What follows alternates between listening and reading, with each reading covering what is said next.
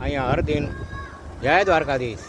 જો આપણી આ દ્વારકાધીશની ગાયું આપણે લીલો નાખીએ અને હર રોજના માટે આ 50 વર્ષ થઈ ગયા.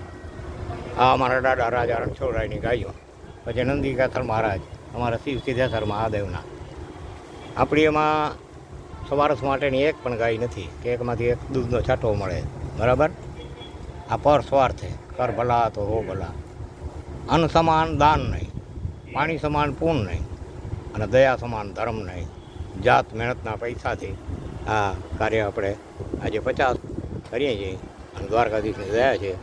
હરેક ગાયો જો અહીંયા બપોરના ટાઈમમાં અને સાંજે આ 2 ટાઈમ અત્યારે લીલો આપણે અહીંયા ચાલુ કર્યો છે.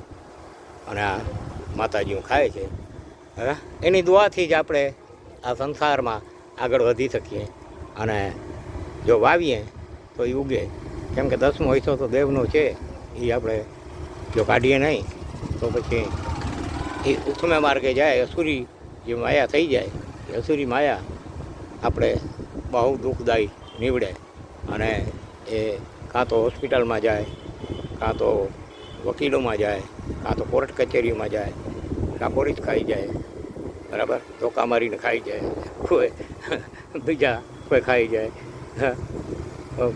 પોલીસ તો શું બિચારા ખાય, પણ ધોકા મારે પછી થોડા ઘણા લઈ લઈએ આપણા ઘરથી તો દેવા પડે. અને કાં તો આપણે ઉસમાં રસ્તા સૂજીએ અને આપણી પ્રજા છે એ માય કાંગી થાય. અને લૂંટવાવાળા અત્યારે પણ લૂંટે છે. એને ખબર નથી કે જે આ લૂંટ કરેલ છે કરીએ છીએ તો એના બદલા તો દેવા જ પડશે. કરેલા કર્મના બદલા તો ભોગવવા જ પડે. એમાં કોઈ માફી નથી કોઈને પણ. આ જગતની અંદર જન્મે જીવ, એ કોઈ પણ જીવ હોય મનુષ્યનો, એને એના કરેલા કર્મના બદલા તો એને ભોગવવા જ પડે. આ કર્મના તન ફળ પડે. એક કરને જો, બીજો અડધી પોણી જિંદગીએ મળે, અને ત્રીજો કયા જન્મના આડું પડે એનું કાંઈ નક્કી નહીં. તો આ કર્મ કરવા અને આવા કોઈ ધાર્મિક કાર્ય છે કરતો રહેવું.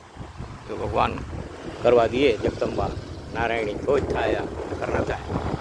તો અમારે આમાં કુળદેવી આશાપુરા અને ગેલી ગાત્રા અને અમારા દાદા રાજા રણછોડરાય અને શિવ સિદ્ધેશ્વર મહાદેવ અને મારા જે અમારા ગોઢાણા ખિસ્ત્રીવાળા વાછરા દાદાના પ્રતાપથી આ બધાને ગાયો જ વાડીઓ હતી. અને અમને પણ ગાયો જ વાડીઓ જોઈએ.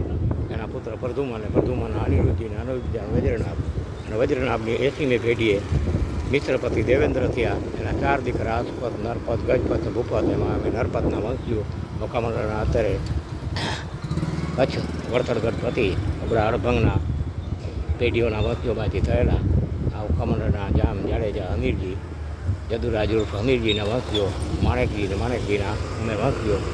તો અમારી આ મોકામંડળ જે અમારા ભાઈ છે કહીએ છીએ જય દ્વારકાધીશ, જય મા આશાપુરા, જય શિવ સિદ્ધેશ્વર મહાદેવ.